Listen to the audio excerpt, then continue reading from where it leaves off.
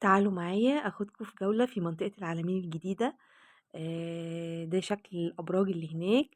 ده كان فندق ريال هايتس، باين من بعيد. وده كده كنا في الطريق وشايفين طبعا الابراج باينة جدا لانها بتميزها جدا، وباينة من بعيد بالشكل اللي احنا شايفينه ده. ده الطريق اللي مؤدي للابراج. طبعا هناك طبعا في منطقة شواطئ، وفي كمان مول هنعدي عليه برضو وهوريه. زي ما قلنا ده من بعيد فندق ريال هايتس، تحتيه مول اسمه او مول.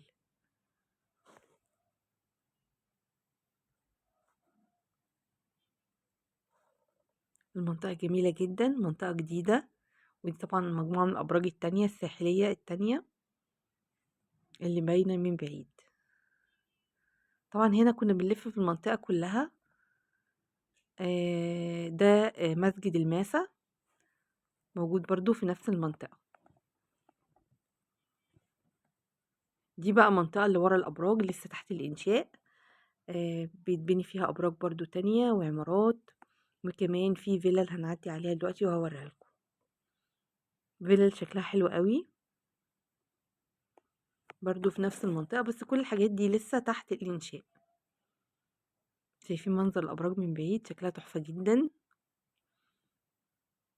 في مناطق هنا للتصوير حلوة قوي بجد، وطبعا بيقام فيها حفلات كل أسبوع. دي منطقة الفيلا اللي قلت لكم عليها. الحفلات بتقام فيها كل أسبوع لمطربين مشهورين.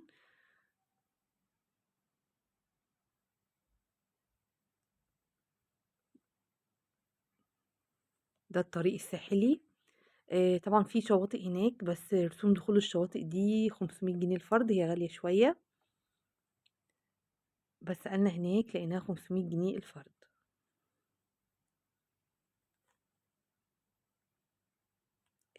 بتبقى طبعا على شمال الشاشة، واليمين دي الأبراج الساحلية اللي أنا قلت لكم عليها.